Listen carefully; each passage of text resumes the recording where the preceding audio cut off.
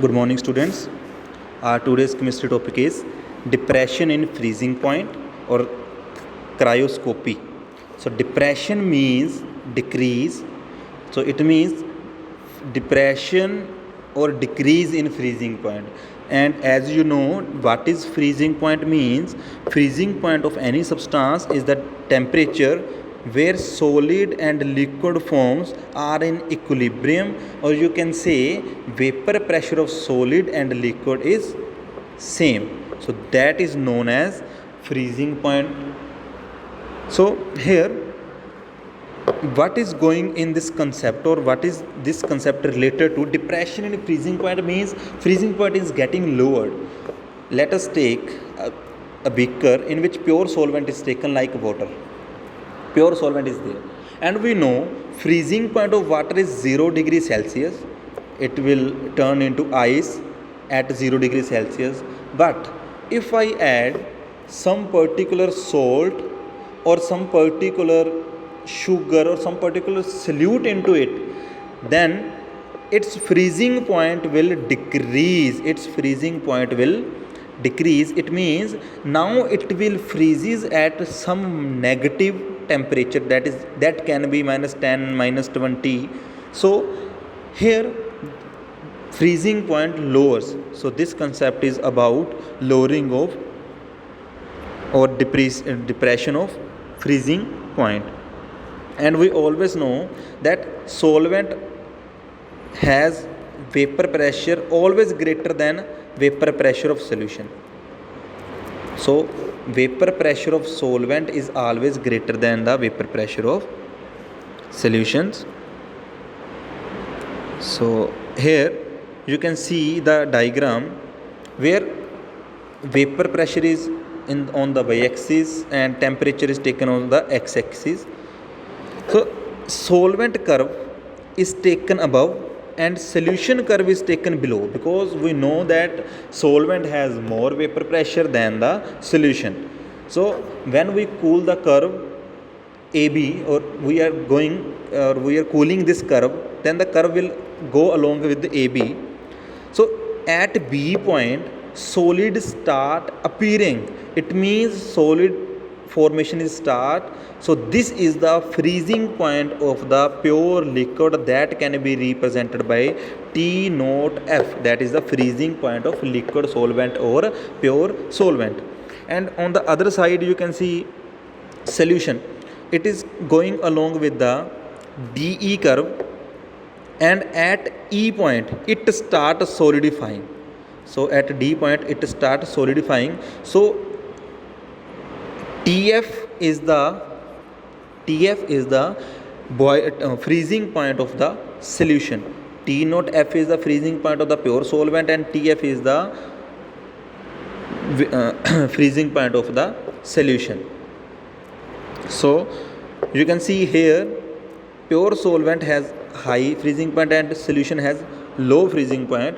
So change in freezing point, that is depression in freezing point, can be written as T naught F minus TF. That is freezing point of any substance in its pure state minus freezing point of solution. So this can be written as delta TF. This is your depression in freezing point.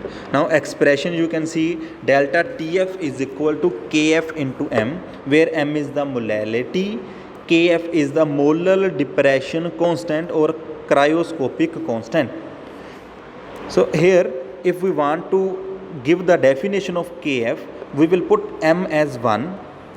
So if we put M as 1, then delta TF must be equal to KF. We can define it now. Molar depression constant may be defined as the depression in freezing point when the molality of the solution is unity. So this is the definition. There are some examples of solvent whose KF values are given. Now calculation of molar depression constant from enthalpy of fusion. So as same for the elevation in boiling point, we can write KF as RT naught square upon 1000 LF In the elevation in boiling point, we use LB. Here we are using LF. So LF is the latent heat of fusion per gram. We must have to keep in mind always these things. LV is latent heat of fusion per gram, and if we convert it into the enthalpy of fusion per mole, we put the value of LF, that is equal to delta H fusion upon M1. So if we put the value of LF here, we get M1 RT naught square upon 1000 delta H fusion. So now delta H fusion is enthalpy of fusion per mole of the solvent. So now it is in accordance with per mole, and latent heat of fusion, that is LF, is in accordance with the per gram. So here you can see, so if in numerical latent heat of fusion per gram is given, you will use this formula, and if latent heat of fusion per mole given, then you use this formula. So you can see the next sample problem. Here latent heat of fusion of ice is 1436.3 calorie per mole, and calculate the molar depression constant, that is Kf of water.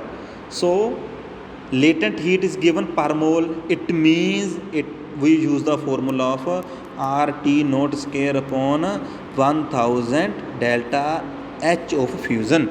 We will use this formula for Kf. Now M1 RT, M1 is the molecular mass of solvent. So you can see the statement, only one thing is given to us, and we have to fill the 4 values. So where are the values? M1 is molecular mass of solvent. Solvent here is water, and we know molecular mass of water is 18. 2 plus 16 is 18. So value of M1 is 18. R, value of R is 2 here. Whenever there is a value in calorie per mole, we take the value of R as 2, and T naught is the temperature. So temperature we take here, because at 0 degree Celsius it freezes, so it taken as 273 Kelvin. Now upon 1000 is given, delta H is given to you. So after calculating it, we come to the conclusion 1.87. So this is your molar depression constant. Next is calculation of molecular mass of solute.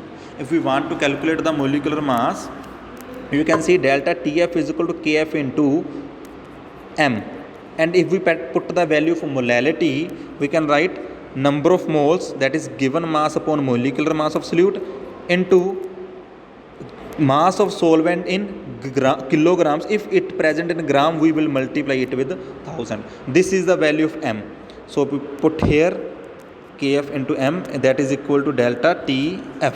Now calculate M2 from here. So M2 will be this.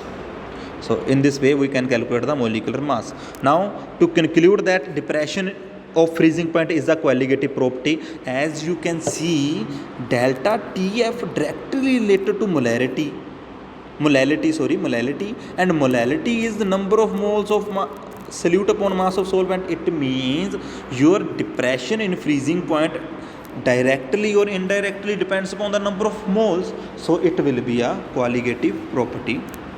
In the next, you can see applications of depression of freezing point. First one is in making antifreeze solution. Second one is melting of ice on roads. So in making antifreeze solutions, you can say you have vehicles, or you have, when you are driving a car or you are in a car, if you are going to the any hilly area where temperature is very low. So whenever there is a low temperature, so you can see if we have driving a car in the hilly area or in the areas where temperature is very low, so the liquid present in the radiators can be freezed. So if then the car will not work properly, or car can be stopped, or car cannot start. So if we don't want to get it freezed, we will add some particular type of anti-freeze solution or anti-freeze material which lower its freezing point so that liquid will not freezes. Let us suppose the liquid present in the radiator freezes at minus 5 degrees Celsius. Liquid present in the radiator freezes at minus 5 degrees Celsius. Now if the temperature in any if the temperature is minus 10 degree, then this will freeze, and we want to drive in minus 10 minus 20, so we have to add antifreezes in our radiators which lower its vapor pressure to minus 10 minus 20. It all depends upon the antifreeze. So by lowering the freezing point, we can drive car easily, so there will be no problem. In the second method, you can see melting of ice on the roads. As you know, here we are discussing about depression of freezing point. So if any particular liquid, or you can say in the other countries where snow always cover all the roads or ice cover the roads, so if we want that we want to melt that ice, we will throw some salt, or you can say some particle impurities on it, so that to lower its freezing point, and as the freezing point lowers, the ice will melt. Let us suppose that if ice is formed on roads and it freezes at, you can say it freezes, as we all know, ice formed at 0 degree Celsius, and we don't want that ice may collected or may get collected on the roads. So what we do, we take, like if we take NaCl and the as you know, water get converted into ice at 0 degree, and the temperature in the atmosphere is minus 10 degree, and if we add NaCl into it, as we know, NaCl mixture has a freezing point as low as minus 21 degrees Celsius. It means if we add NaCl into particular, or NaCl on the ice will be melt. So we can add any particular mixture or salt, so to lower the freezing point of the any particular solvent. So Rast method is just a method to calculate the molecular mass. So camphor has a molar depression constant, high molar depression constant. So to find the molecular mass of any organic compounds which are dissolved in camphor in the molten state can be used by, or can be calculated. The molecular mass of organic compounds which are soluble in camphor can be calculated. So this method, or can be calculated by ordinary thermometer. So this method is known as Rast method. This is all for today, but we can do one problem, sample problem. Here you can see solution containing this gram of cane sugar dissolved in 500 centimeter cube of water, froze at this temperature minus 0.374 degrees Celsius. So this is the temperature, or this is the freezing temperature. So 34.2 is the given amount, and molecular mass of this is 342. We are calculating, actually we have to calculate Kf.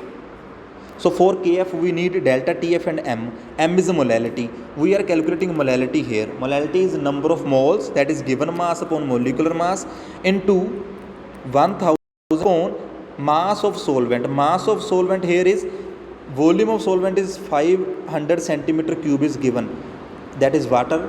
So volume is 500 centimeter cube, density of water is 1, so mass of water can be 500 grams. So we write 500 gram. As we calculate this will be equal to 1 upon 5, that is 0.2. So molality is 0.2. As you can see here, molality can be found by another method. We are using another method. We are direct applying the formula of molality. So molality is 0.2.